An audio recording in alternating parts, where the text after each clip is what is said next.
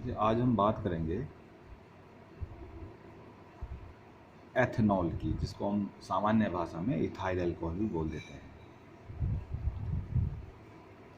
चलिए बात करते हैं निर्माण की। देखिए, शीरे से इथाइल अल्कोहल का निर्माण।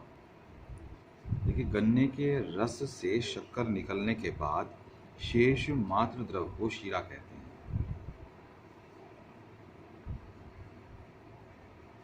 शीरे से इथाइल अल्कोहल के निर्माण निम्नलिखित पदों में होता है। ये 4 पद हैं निर्माण के।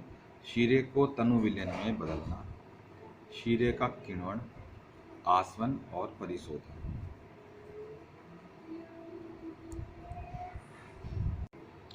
शीरा क्या होता है आप सबको पता है। जो लोग ग्रामीण परिवेश के हैं, शुगर मिल के आसपास रहते हैं, वो भली भांति परिचित होते होंगे कि शुगर जब बनती है तो एक बाय प्रोडक्ट के रूप में, सह उत्पाद के रूप में शीरा प्राप्त होता है। चलिए खैर आगे बढ़ते हैं, इन 4 पदों का अध्ययन करेंगे। सबसे पहला पद है शीरे को तनु विलयन में बदलना। देखिए, शीरे में इतना पानी मिलाते हैं कि उसमें शर्करा की प्रतिशत लगभग 10% रह जाए। अगला स्टेप देखिए, शीरे का किण्वन। देखिए, शीरे को बड़े बड़े टैंकों में लेकर थोड़ा उसमें ईस्ट, जिसको आप खमीर बोल देते हैं साधारण भाषा में, मिला देते हैं। यहाँ शीरे में उपस्थित शर्कराओं का किण्वन होता है। किण्वन को इंग्लिश में बोलते हैं फर्मेंटेशन, या सरल भाषा में सड़ना बोलते हैं किण्वन को। जब किसी खाद्य पदार्थ को बैक्टीरिया सड़ा देते हैं हमारे एटमॉस्फेयर में, तो उस जगह भी हम फर्मेंटेशन का जो शब्द है उसका यूज़ कर सकते हैं।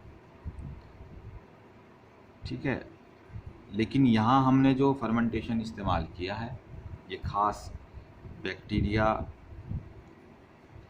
को इसमें हमने शामिल किया है, जो कि शीरे में उपस्थित जो हमारी शक्कर है, जो शर्कराएँ हैं, उनका किण्वन करता है खास एंजाइम्स की सहायता से, जो कि बैक्टीरिया छोड़ते हैं।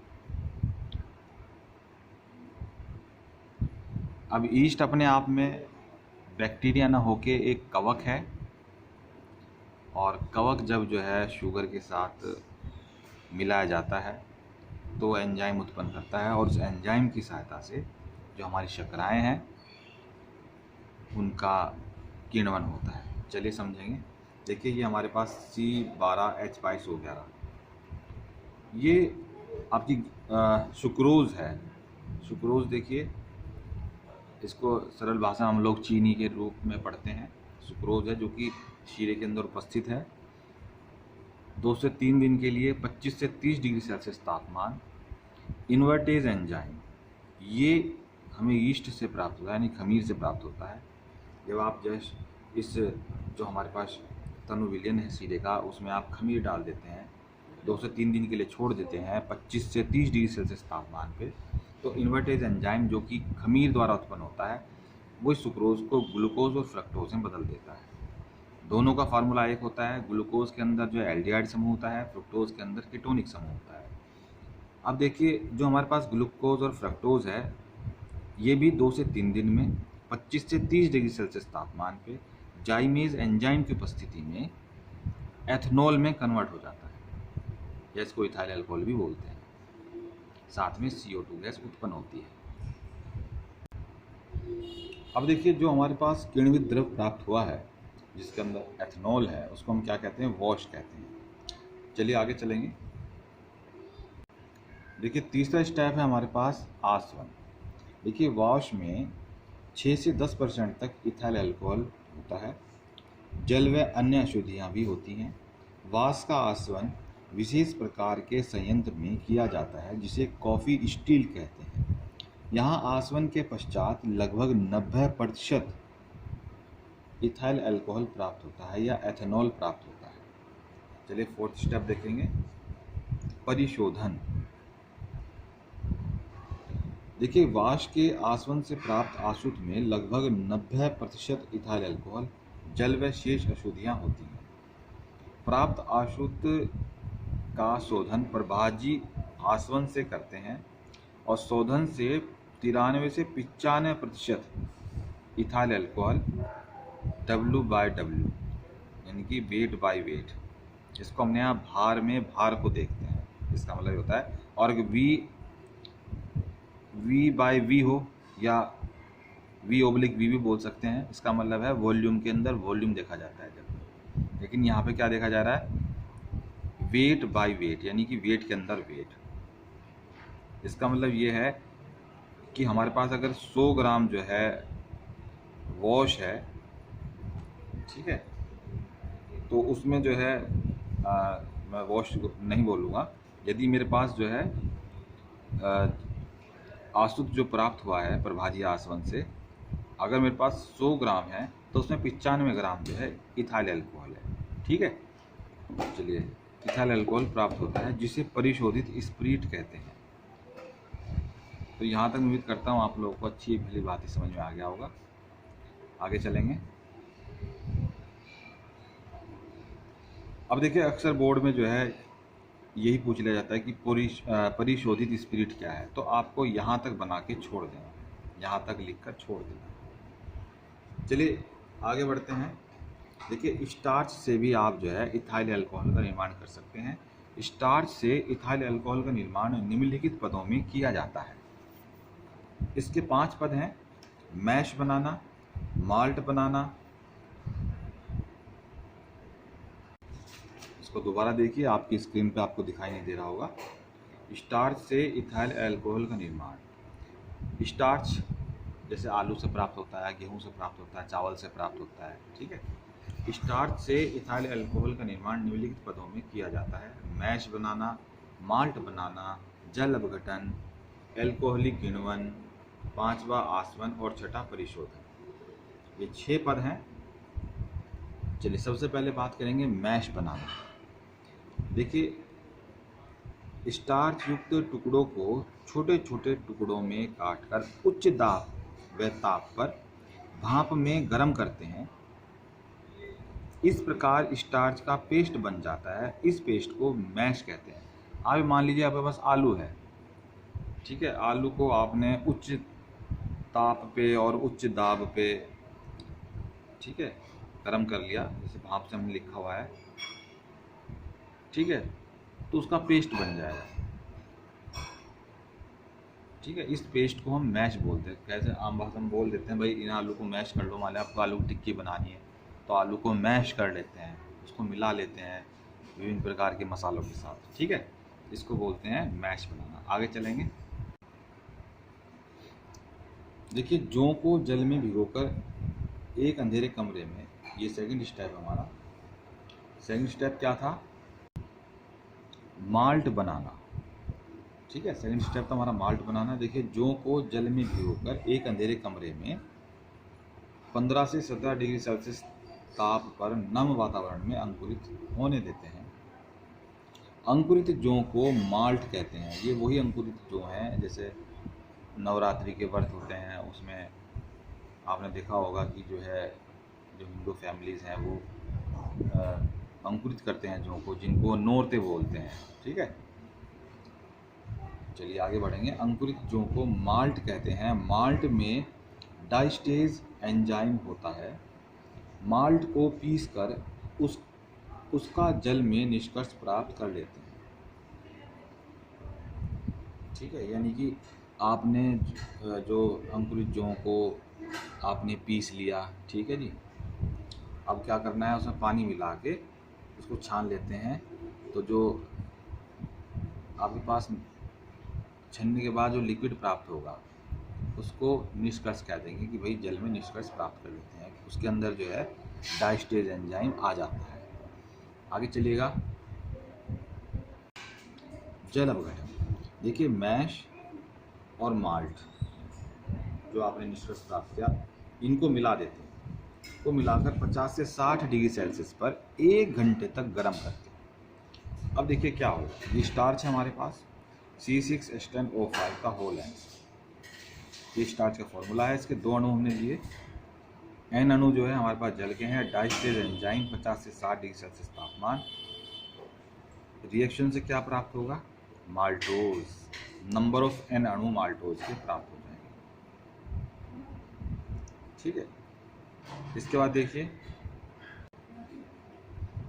चलिए आगे बढ़ने से पहले मैं एक चीज़ और बता दूं। इसको जल अवघटन मैंने क्यों बोला? क्योंकि स्टार्च के अणु को तोड़ा गया जल की सहायता से, इसलिए इसको जल अवघटन बोल दिया। ठीक है, यहाँ पे ये एक बहुलक होता है, पॉलीमर होता है। ठीक है, और इसको हमने जो है देखिए माल्टोज में तोड़ दिया। आगे देखिए एल्कोहलिक किण्वन। अब देखिए हमारे पास माल्टोज है, साथ में जल मिलाकर एक विलयन तैयार किया और उसमें जो है माल्टेज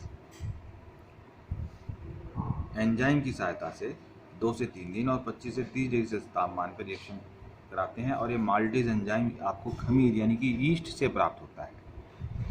देखिए आपको ग्लूकोज प्राप्त हो जाएगा।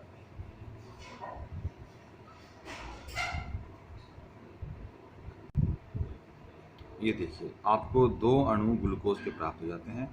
और अब इस जब ग्लूकोज का आगे एल्कोहलिक किण्वन होता है, जाइमेज एंजाइम की उपस्थिति में, ये भी आपको यीस्ट से प्राप्त होता है 2 से 3 दिन और 25 से 30 डिग्री सेल्सियस तापमान पे। ये देखिए जो हमारा ग्लूकोज है वो जाइमेज एंजाइम की उपस्थिति में एथेनॉल में कन्वर्ट हो जाता है। 6 से 10% आपको एथेनॉल प्राप्त होता है, साथ में CO2 गैस प्राप्त होती है। देखिए किण्वित द्रव जिसे वॉश या वोर्ट कहते हैं, यानी कि जो हमें यहाँ पे ये प्राप्त हुआ है एथेनॉल, इसको जो है आप वॉश या फिर वोर्ट भी कह सकते हैं। इस किण्वित द्रव इसमें 6 से 10% अल्कोहल होता है, बाकी इसमें पानी होता है। आगे चलिए, मैं दोबारा से बता दूंगा, मुझे ध्यान नहीं रहा कि आपको स्क्रीन पे दिखाई नहीं दे रही है रिएक्शन। देखिए दोबारा से देख लीजिए, जो माल्टोज है वो जल से विक्रिया करके, जल के साथ विक्रिया करके यानी कि विलेन बना लिया। माल्टेज एंजाइम की उपस्थिति में, जो कि ईस्ट के अंदर मिलता है, 2 से 3 दिन और 25 से 30 डिग्री सेल्सियस तापमान पे ग्लूकोज में कन्वर्ट हो जाता है। और ग्लूकोज जाइमेज एंजाइम की उपस्थिति में, जो कि ईस्ट में मिलता है, वही 2 से 3 दिन और 25 से 30 डिग्री सेल्सियस तापमान पे एथेनॉल में कन्वर्ट हो जाता है, साथ में CO2 गैस उत्पन्न होती है। अब देखिए जो एथेनॉल होता है ये 6 से 10% होता है इस किण्वित द्रव के अंदर, बाकी सब जल होता है। और इस किण्वित द्रव को इसे हम वॉश या वोर्ट कहते हैं। कुछ देशों में इसको डायरेक्ट जो है पेय पदार्थ के रूप में, अल्कोहलिक पेय पदार्थों के रूप में प्रयोग किया जाता है। जैसे बियर होती है, इसी तरह से जो है इसको वोर्ट बोलते हैं और इसको भी पिया जाता है। ठीक है, चलिए आगे करेंगे बात। इसके बाद है आसवन। 5वें नंबर पे हमारा स्टेप था। वाष्प का आसवन कॉफ़ी स्टील में किया जाता है। ये भी विशेष प्रकार का संयंत्र होता है। ठीक है, आसवन का मतलब वही होता है जो आप समझ रहे हैं, आपको मैंने पहले बताया होगा। किसी चीज़ को आप वाष्प में बदलें, किसी पदार्थ को वाष्प में बदलें और उसको वापस द्रवित करके जो पदार्थ या जो लिक्विड आपको प्राप्त हो जाए, ठीक है, वो आसवन के उपरांत प्राप्त पदार्थ होगा। और ये जो स्टेप है वो आसवन कहलाएगा। यानी कि किसी पदार्थ या लिक्विड को पहले वाष्प में बदलना और उस वाष्प को ठंडा करके पुनः लिक्विड में प्राप्त करना, ये जो प्रोसेस होता है ये आसवन कहलाता है। आगे चलिए,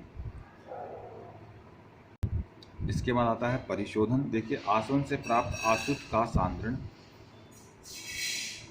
ठीक है, और शोधन प्रभाजी आसवन से करते हैं। ये परिशोधन स्टेप में हो जाएगा और इस तरह से हमारा ये टॉपिक समाप्त हो जाता है। चलिए बात करेंगे परिशुद्ध अल्कोहल की, एब्सोल्यूट अल्कोहल।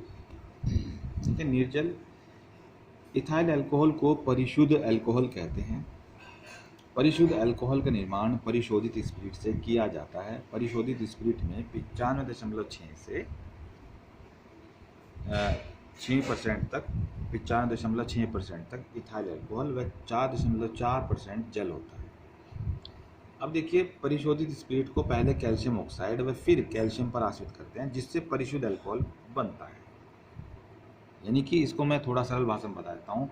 100% जब इथाइल अल्कोहल आपको मिल जाए तो उसको क्या बोलेंगे? Absolute alcohol. जबकि हमने यहाँ बोला कि परिशोधित स्पिरिट में 95.6% अल्कोहल होता है, बाकी उसमें जल होता है। तो इस जल को हटाने के लिए प्रोसेस है, पहले कैल्शियम ऑक्साइड पे, फिर कैल्शियम पर आश्रित करते हैं, जिससे हमें 100% यानी कि परिशुद्ध अल्कोहल प्राप्त हो जाता है, या हम जैसे लिखा है परिशुद्ध अल्कोहल बनता है। चलिए आगे बात करेंगे मैथिलित स्पिरिट। परिशुद्ध अल्कोहल में मिथाइल अल्कोहल मिला देने पर मैथिलित स्पिरिट का निर्माण होता है। ये वही स्पिरिट है जो आप लैब वगैरह में इस्तेमाल करते हैं, आपने देखा है, जिससे आप स्पिरिट लैंप जलाते हैं। ठीक है, मैथिलित स्पिरिट का निर्माण परिशुद्ध अल्कोहल का दुरुपयोग रोकने के लिए किया जाता है। मैथिलित स्पिरिट विषैली होती है, जिस कारण इसको पिया नहीं जा सकता है। अब देखिए दुरुपयोग कैसे रोका जाता है, दुरुपयोग कैसे हो सकता है, पहले तो ये बताऊंगा। मान लीजिए लैब के अंदर जो है 100 लीटर स्पिरिट आई, और वो अगर 100% एब्सोल्यूट अल्कोहल है, तो मान लीजिए जो 4th क्लास के पियोन वगैरह हैं या और कोई कर्मचारी है, वो तो उसको पी लेगा पानी मिला के, वाइन बना के, शराब बना के, क्योंकि वो विषैली तो है नहीं।